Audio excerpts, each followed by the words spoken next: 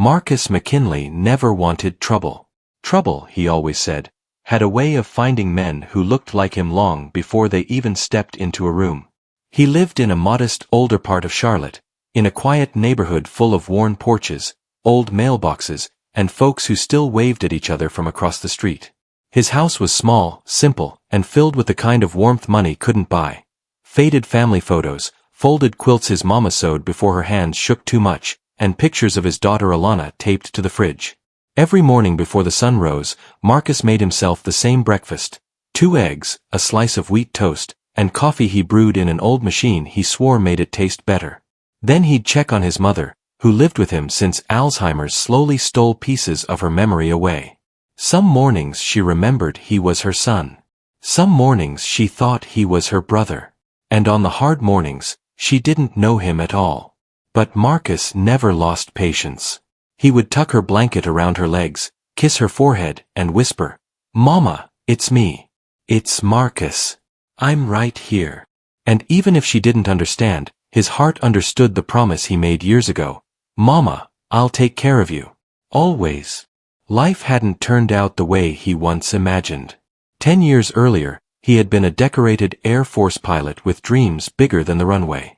But after losing his wife in a car accident while he was overseas, Marcus came home broken in ways he never spoke about. The Air Force offered therapy, but therapy couldn't bring back the woman he loved or repair the quiet, heavy guilt he carried. Their daughter Alana was 3 when it happened. She cried for her mother every night, and Marcus cried alone afterward, where no one could see. Eventually he left the service. He worked odd jobs, anything that allowed him to be present for his daughter and care for his mother as her health faded. Some people said he wasted his talent. Others quietly judged him. But Marcus didn't care. His family needed him. That was enough. Now at 40, with more gray at his temples than he liked to admit, he worked security for a private aviation company owned by billionaire Richard Halston, a man who loved money, attention, and proving he was better than anyone around him.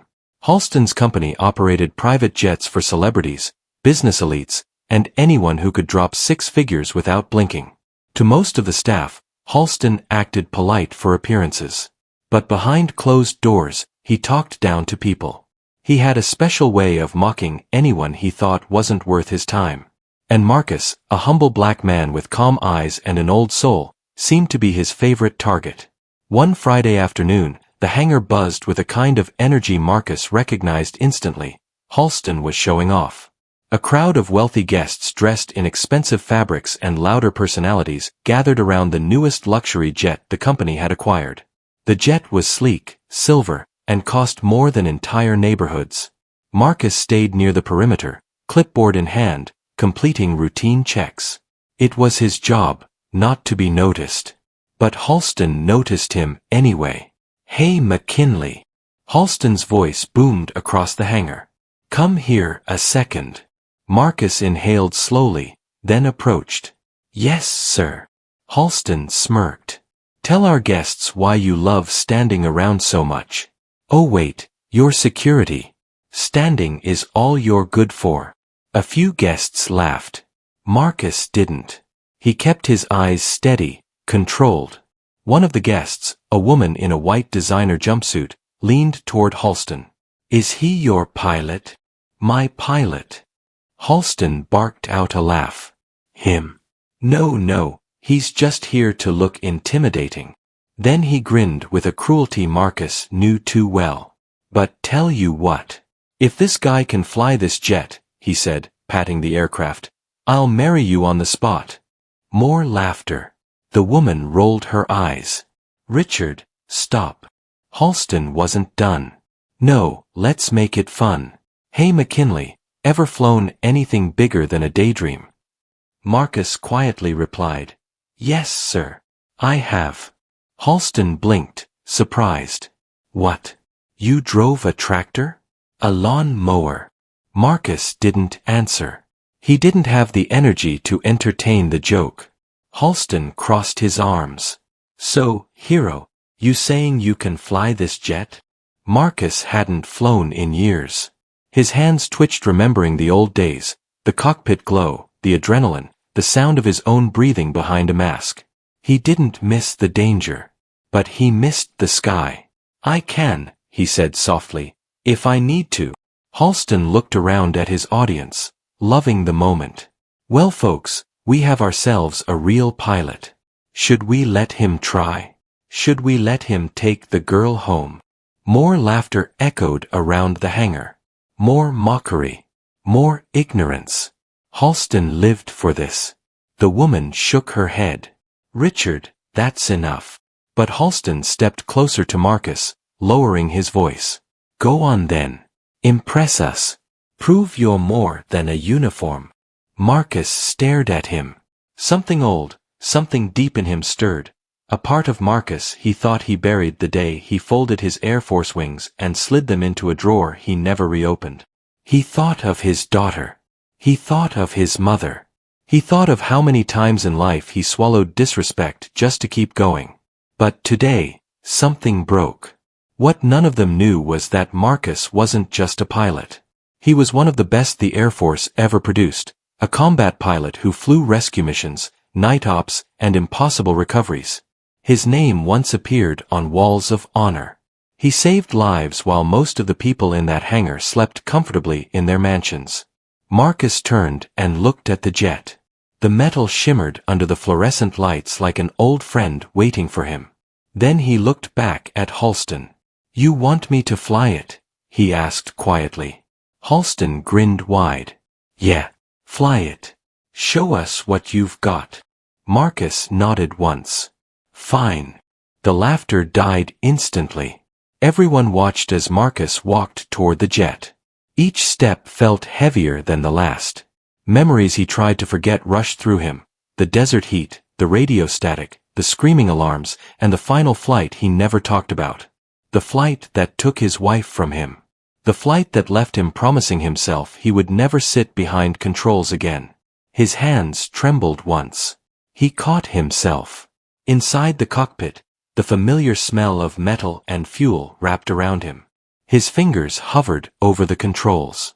His heart pounded. He closed his eyes. "Daddy, will you fly again someday?" Alana asked him that once, touching one of his medals. "Maybe," he told her. "If God needs me to." Marcus opened his eyes. The hangar grew quiet. Halston's smile faded a little. Marcus flipped one switch. Then another. Then a sequence only trained pilots would know. The cockpit hummed to life. Lights blinked. Engines rumbled. Gasps filled the hangar. Halston's mouth fell open. What the? But Marcus wasn't looking at him anymore. His mind was soaring somewhere far beyond the metal walls, far beyond the noise, reaching back to a life he gave up, a life filled with loss but also pride. He wasn't showing off. He wasn't proving anything. He was remembering who he was. For the first time in years, Marcus felt alive. But he also felt the weight of something darker, a secret he carried, one that would change everything before this story ends. And this moment, this unexpected return to the sky, would be the first step toward a heartbreak none of them were prepared for. Marcus kept his hands steady on the controls as the engines warmed. His heart beat hard, not from fear but from old memories stirring like dust rising after years of silence. He hadn't touched a cockpit since the day his wife died. On that day, he was thousands of miles away, mid-mission, flying through enemy airspace, listening to the desperate voice of a soldier trapped behind a ridge. That soldier survived because Marcus flew back for him. But while he saved a stranger, the love of his life took her last breath on a highway he wasn't there to drive. Every time Marcus looked at a jet, he remembered that single truth that cut deeper than anything else. I wasn't there when she needed me. Now, as he sat inside the cockpit with everyone watching, he felt both the ache of those memories and the strength that flying once gave him. He took a deep breath and whispered, "One more time." The hangar doors opened slowly. Halston, confused but still trying to look amused, waved at his guests as if he orchestrated the entire thing. But a hint of worry crept into his voice. "He won't really fly it," he muttered to the woman beside him. "He's bluffing." But the woman stared, eyes wide. "Richard, he's not bluffing. Look at him. Marcus guided the jet forward with ease. The plane moved smoothly, flawlessly, like a dream that never truly left him. Gasps echoed across the hangar as he aligned the aircraft toward the taxiway. People whispered. Some filmed. Some simply watched in awe. Marcus spoke into the radio softly, using codes and clearance language he thought he forgot. But muscle memory took over. Flying was like breathing in a different language. It never really left you. The control tower responded, surprised by the request, but Marcus gave his veteran ID code, one that still marked him as an Air Force reserve. No one questioned further.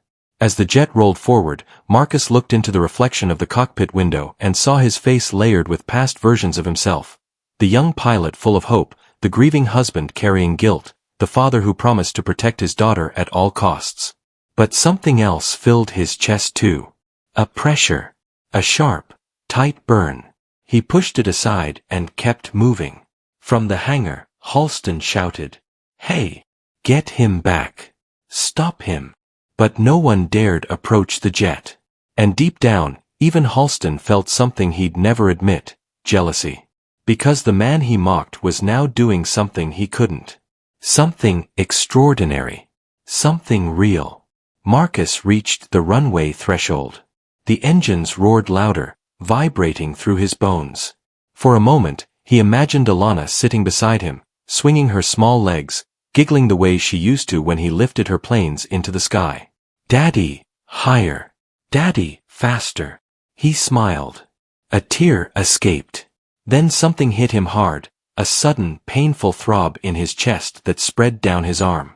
He gripped the control yoke tightly. Not now. Not here. Not in front of them. The tower cleared him for a short takeoff cycle. It wasn't a full flight, just a test loop. Enough to prove he knew what he was doing.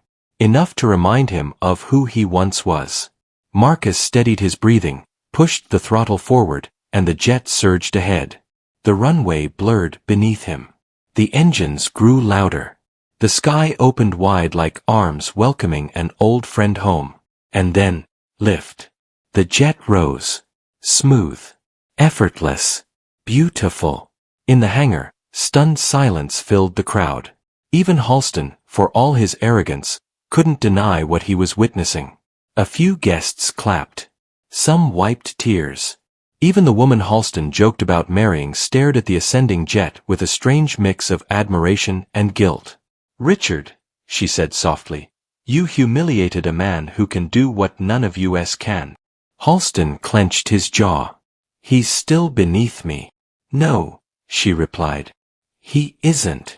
In the cockpit, Marcus flew a gentle arc through the sky. Not a stunt. Not a show. Just a graceful loop, a pilot greeting the wind he once called home.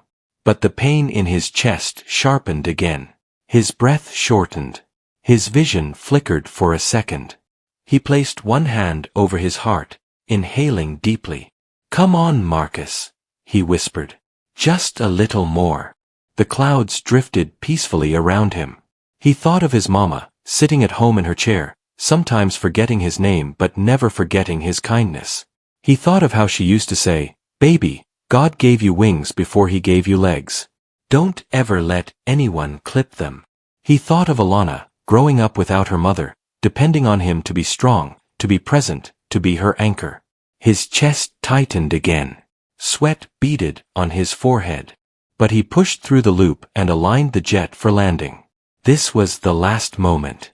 The moment that would change everything. He brought the jet down flawlessly, wheels touching the runway with the gentle grace of a bird returning to earth. When the engines powered down, the whole world seemed to hold its breath. He sat still for a long moment, chest hurting, head bowed, breathing slow and shaky. "Daddy loves you," he whispered to no one and everyone. Then he climbed down the narrow steps as a crowd of shocked guests formed a path around him. People whispered. Cameras recorded. Some even clapped. Marcus didn't smile. He didn't bow. He simply walked, shoulders straight, eyes calm, toward Halston. Halston tried to appear unfazed, but his voice cracked. How did you? Marcus cut him off quietly. Respect is free. You should try giving it. Gasps rippled through the crowd. Halston's face reddened, but he had no words. Because truth had a way of silencing even the loudest men. Marcus turned to leave. He wanted to go home, check on his mama, hug his daughter. But as he took 3 steps, the pain in his chest returned, stronger, deeper, like a fist closing around his heart. He stumbled. A woman cried out. Someone yelled, "Call 911." Marcus fell to one knee. His vision dimmed. The sound of sirens grew distant, even though they hadn't yet arrived. He tried to lift himself. Tried to speak. Tried to stay awake. But the world around him blurred into colors and muffled voices. And right before he lost consciousness, a single memory rose above everything. The night before his wife died, she held his face and whispered, "Promise me you'll live a life that makes you proud, even if I'm not there." Marcus wanted to keep that promise. He fought to keep it. But his body was tired. His heart was tired. As people rushed to help him, he collapsed fully onto the ground. The last thing he heard was someone shouting, "He's not breathing." Then darkness washed over him like a deep ocean wave. And the man who once flew through storms now lay still on the cold hangar floor, surrounded by strangers who finally saw his worth too late. The heartbreak had only begun. And the real secret of Marcus McKinley, the one no one knew yet, was still waiting to surface. The ambulance doors slammed shut, and the sirens wailed as the paramedics pushed toward the hospital, leaving behind a stunned hangar full of people who suddenly wished they had treated Marcus differently. Inside the ambulance, lights flashed red against the walls as Marcus lay on the stretcher, his breathing shallow and uneven. The paramedic beside him pressed the oxygen mask gently over his face. "Stay with me, sir. Stay with me." But Marcus couldn't respond. His mind drifted in and out like a weak signal struggling to stay alive. He saw flashes of his mother, sitting by the window humming old gospel hymns. He saw his daughter at 5 years old running into his arms after preschool. He saw his wife laughing in the kitchen, her smile bright enough to light the sad parts of him. For a moment he wasn't in the ambulance at all. He was in a life he missed more than the sky itself. By the time they wheeled him into the ER, word had already spread. The hospital staff whispered about the man who flew the billionaire's jet. News reporters were making phone calls. Even the control tower officers were texting each other, asking for updates. But none of that mattered. Marcus didn't know any of it. He lay unconscious, drifting somewhere between memory and goodbye. Hours passed. His mother sat in the waiting room, confused and restless. She didn't fully understand why she was there, but her heart knew something felt wrong.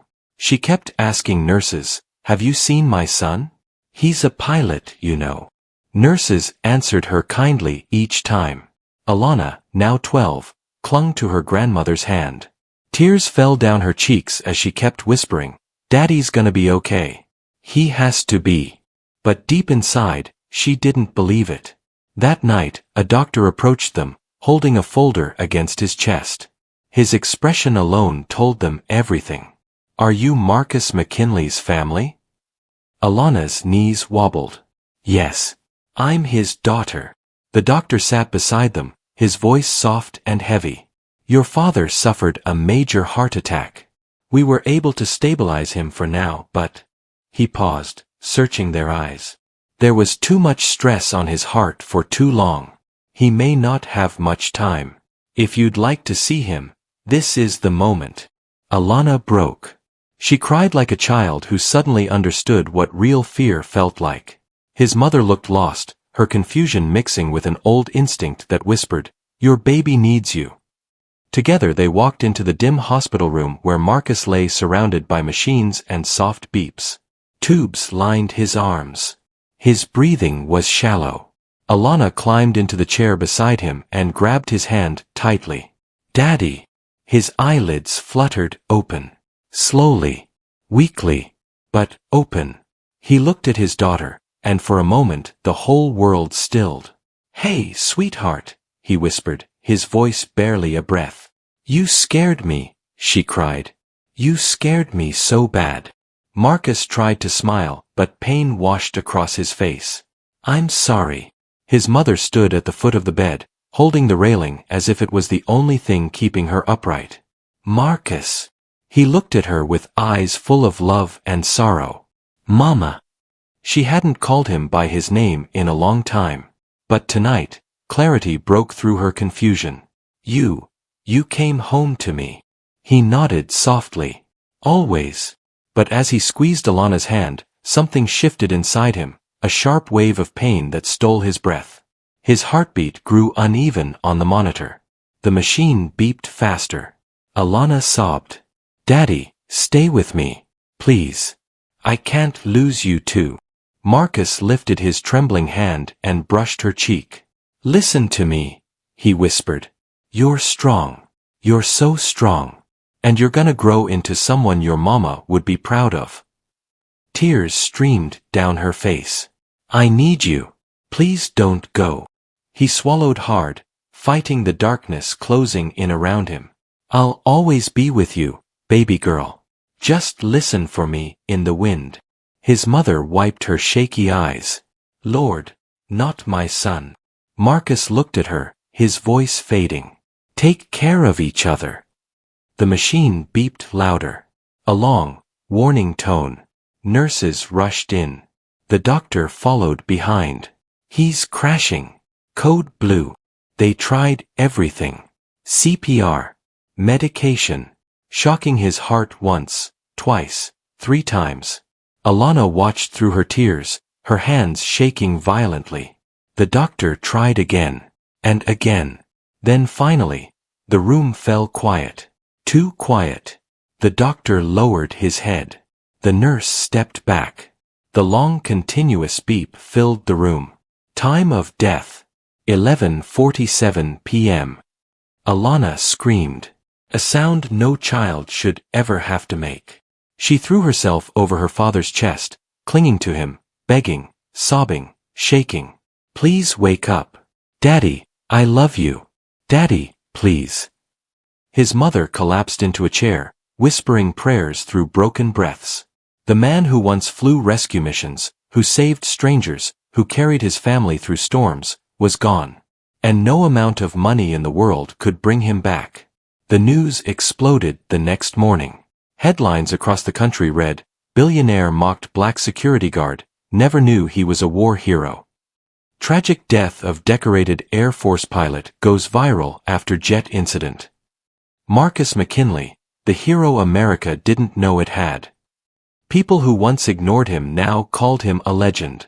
Strangers donated to help his daughter and mother. Veterans across the country honored his name. Even the president sent condolences. But none of that filled the empty chair at the dinner table. None of that tucked his daughter in at night. None of that reminded his mother to take her medicine or told her stories when her memory got lost again. At the funeral, hundreds came. Pilots, soldiers, neighbors, people who never met him but were moved by his story. They spoke of bravery, humility, sacrifice. But the only words that mattered came from Alana. Standing by her father's coffin, she held a folded American flag to her chest and whispered through tears, My daddy didn't die proving anything. He died trying to remember who he used to be. And he died loving me. She placed her hand on the coffin one last time. I'll make you proud.